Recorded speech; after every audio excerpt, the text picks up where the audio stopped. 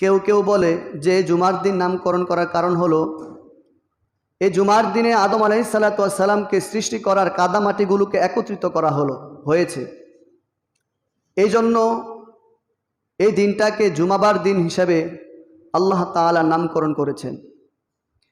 কেউ কেউ বলে এই দিনে আদম আলাইহিসসালাতু ওয়াস সালামকে আল্লাহ তাআলা জান্নাতে প্রবেশ করিয়েছেন। এই দিনে আল্লাহ তাআলা এই জুমাবার দিনে আল্লাহ তাআলা আদম আলাইহিসসালাতু ওয়াস সালামকে আবার দুনিয়াতে প্রেরণ করেছেন। এই সমস্ত কারণে এই দিনকে জুমাবার দিন হিসেবে আল্লাহ তাআলা রেখেছেন।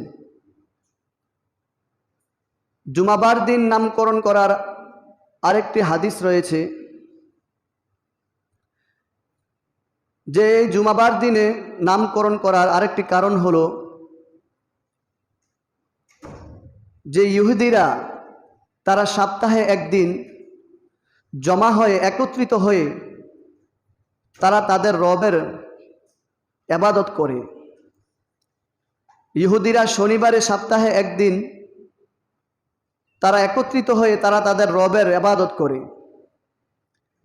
এবং খ্রিস্টানরা তারা সপ্তাহে একদিন রবিবারে তারা একত্রিত হয়ে তারা তাদের প্রভুর ইবাদত করে।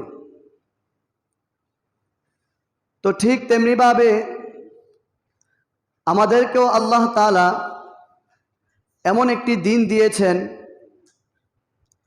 যে দিন সমস্ত মুসলমানরা, পৃথিবীর সমস্ত মুসলমানরা এক জায়গায় জমা হয়ে একত্রিত হয়ে যেন আমরা সবাই আল্লাহ তাআলার ইবাদত করতে পারি, আল্লাহ তাআলার জিকির করতে পারি। এই জন্য এই সপ্তাহে একটি দিন, এই দিনটাকে আল্লাহ তাআলা জুমাবার দিন হিসেবে আল্লাহ তাআলা গণ্য করেছেন। এই জুমাবার দিনের শ্রেষ্ঠত্ব, অনেক শ্রেষ্ঠত্ব রয়েছে। যেমনিভাবে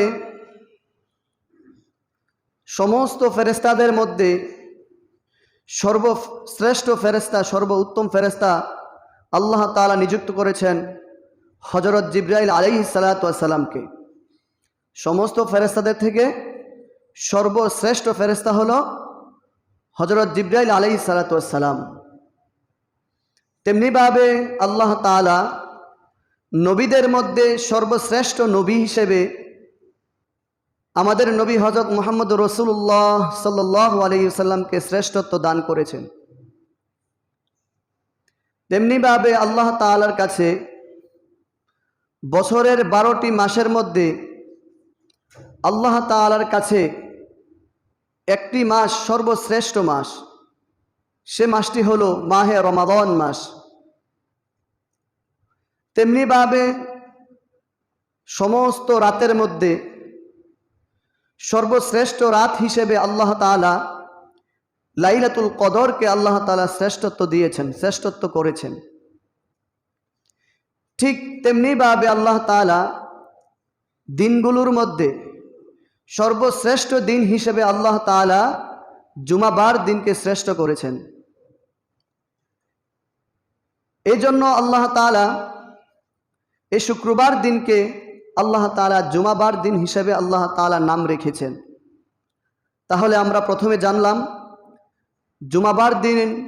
জুমাবার দিনের নামকরণ কেন করা হলো।